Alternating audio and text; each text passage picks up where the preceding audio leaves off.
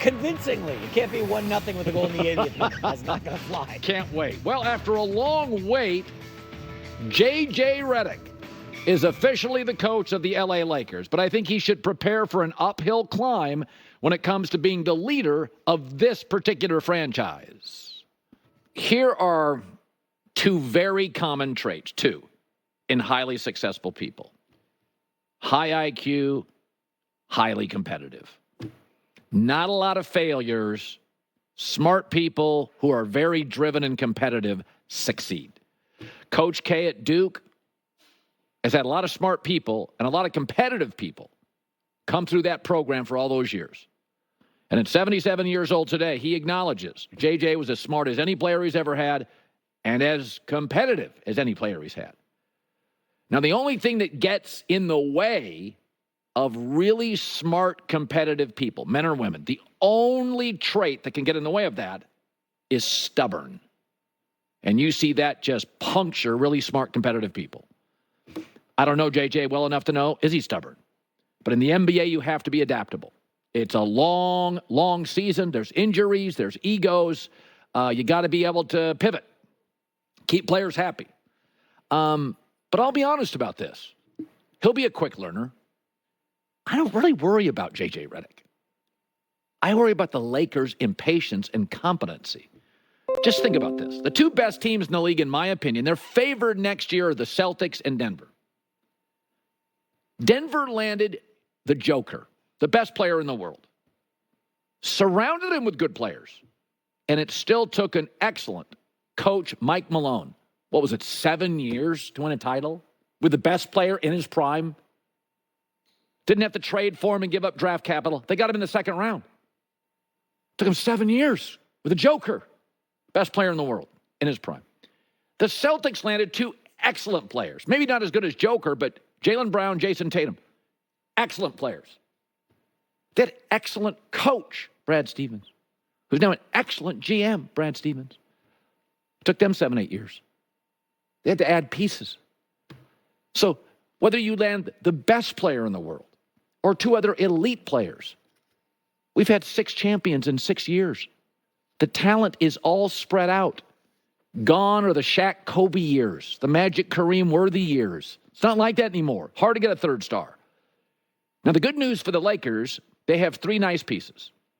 Anthony Davis is a top 12 player. Defensively, he's a gem. LeBron's still very, very, very good and a playmaker. He makes people around him better. And Austin Reeves is a solid playmaker. If I had to move him, I would, but he's a solid playmaker. They could also trade D'Angelo Russell if he opts in, or if he opts out, they got $18 million to play with. So there are far worse situations in the NBA to inherit than what JJ Redick is. But there's a lot of things to consider here. They don't have any shooters. JJ's a shooter. He wants a roster of shooters. That's his game. The other thing, like the Yankees or the Dallas Cowboys, Lakers are a big brand in a big city, and the expectations are always a little unrealistic. And here's the other thing. Anthony Davis played 76 games. LeBron played 71. They're not going to play that many games next year. That's the healthiest AD and LeBron have been in years. And that got him a play-in game and getting almost swept by Denver. They played Denver well, but that's what AD playing every night got you. That's what LeBron playing virtually every night got you. I'd bet my 401k that AD's not playing 76 games as a Laker next year. Okay? So that's stuff to think about. So the Lakers, to me, need a lot of patience here. This is not a championship roster. But I don't worry about JJ Redick. Mike Krzyzewski's like, that's the smartest players ever had. And he had like Quinn Snyder and other guys, a lot of smart guys. Trajan Langdon was a smart guy. I mean, Shane Battier, it's like Duke. It's like smartest guys in the world, right? Like some of the smartest basketball players ever, Dukies. And Coach K is like, yeah, that's the smartest player I ever had. That's a competitive player I've ever had. So, he'll be fine. I wish they would have made the move earlier so he could build a better staff, but you cross your fingers on that. There's this other issue to consider. Dan Wojcicki, LA Times. Remember, stuff gets out when somebody wants it out. According to his story, Redick's assent as a favorite in the coaching search came without LeBron James urging. They wanted to make sure that got out. In fact, they were more concerned about how AD felt about the move, according to this story, who doesn't co-host a podcast with JJ Redick. So you got to balance that, baby. That's something. That is something. But again, in review, the JJ Redick piece, smart, competitive. As long as he's not stubborn, he'll be fine. Lakers, competency, patience, I haven't seen it in a decade. That's my concern. So I'm going to throw this out there. I am not proposing this. This is not my big trade proposal, but it's something that needs to be addressed. Trae Young, and I've said before, I would have no problems. Trae Young with LeBron James, space the floor with LeBron and AD, I'm for it.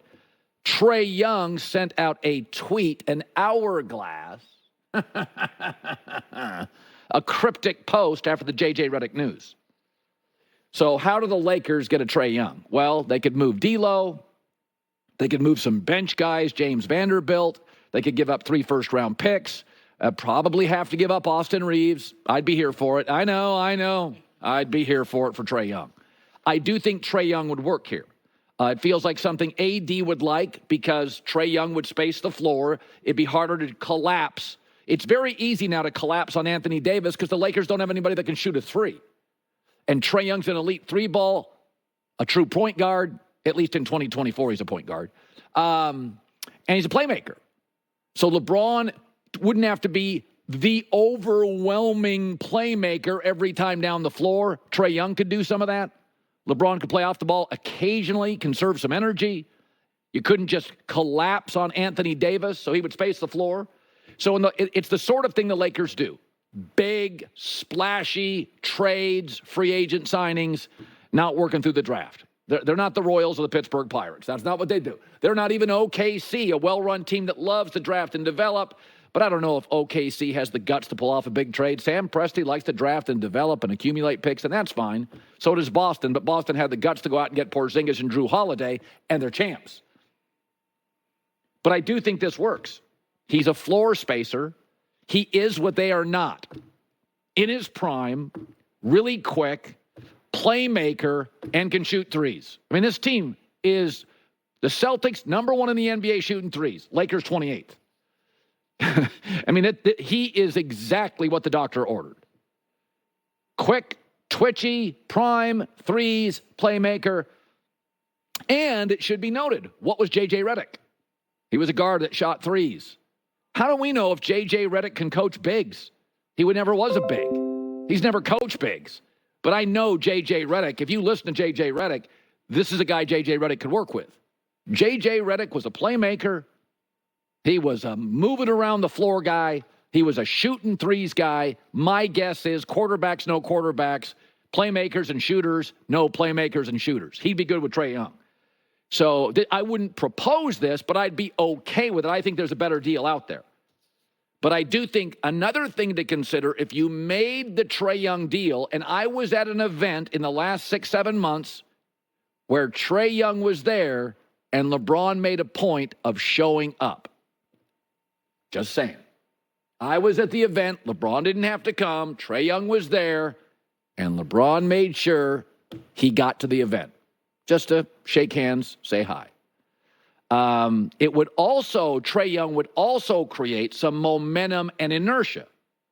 Because when a new coach takes over, JJ Redick with no experience, if you gave him the same roster, people would be picking him apart. Trae Young would take a lot of the attention away from us micro-managing, micro-inspecting JJ Redick. We'd have all the eyes on Trae Young, LeBron, and AD. We wouldn't worry as much about coaching.